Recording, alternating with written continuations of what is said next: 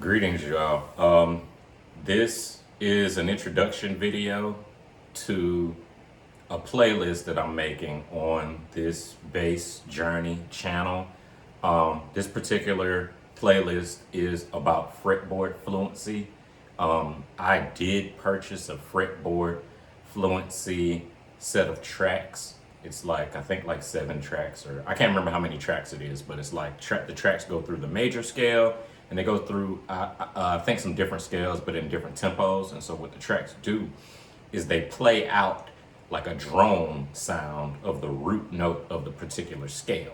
And so what ends up happening is like, I can't remember the guy's name, but this older bass teacher that taught a lot of people, he taught them with this particular program how to learn where every note is on the bass fretboard.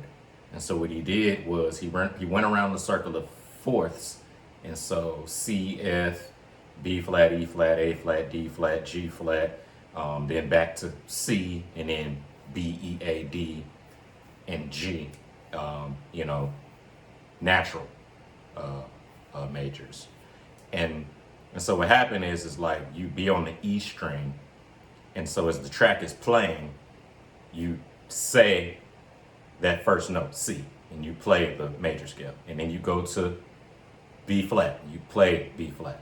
And so what ends up happening is because the whole bass is arranged in fourths, wherever there's a C, there's an F right next to it. Wherever there's an F, there's a B flat right next to it. And so you learn all the notes on the E string by playing along to this track that is set to 120 beats per minute.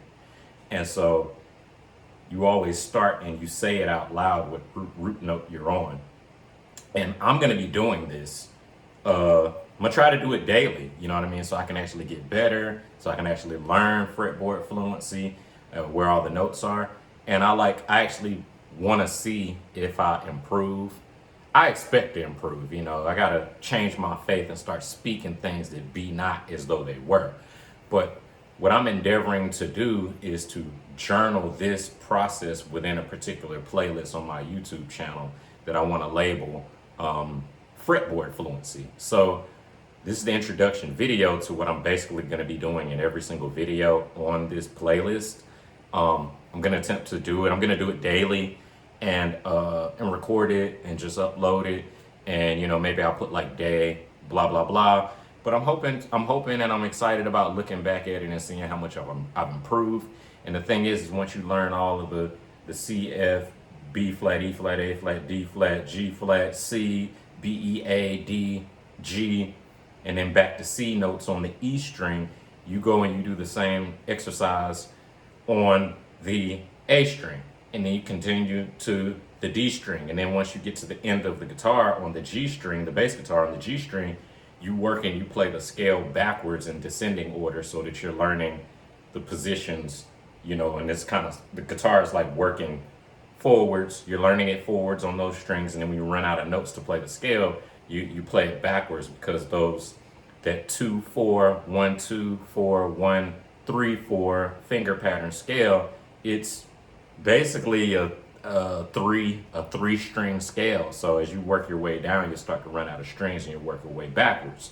So I just kind of want to make this introduction into the video, because I'm going to do a video that I'm going to actually do the exercise, and I'm going to try to keep up with the exercise and do it.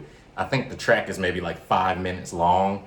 So, I might not make it through the full 5 minutes, and I might have to rewind the track, and, I might just not be that good in the beginning. But I just want to kind of give an introduction to what it is that I'm going to be doing in the videos in this playlist, and tracking my improvement for myself.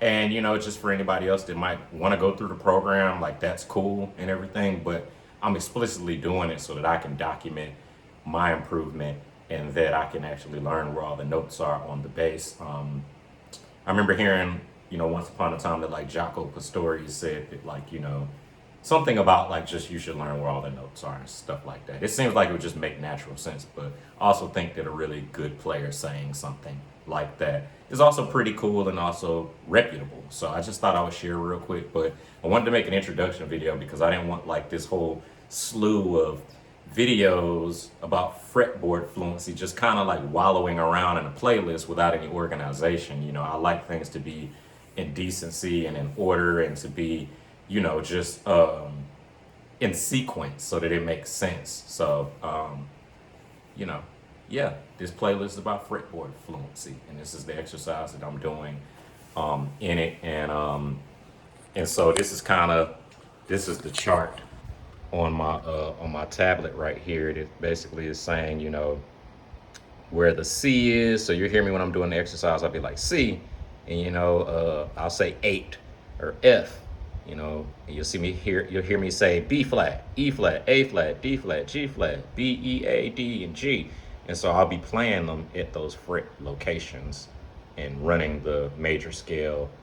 I'll be running the major scale formula or shape at that point.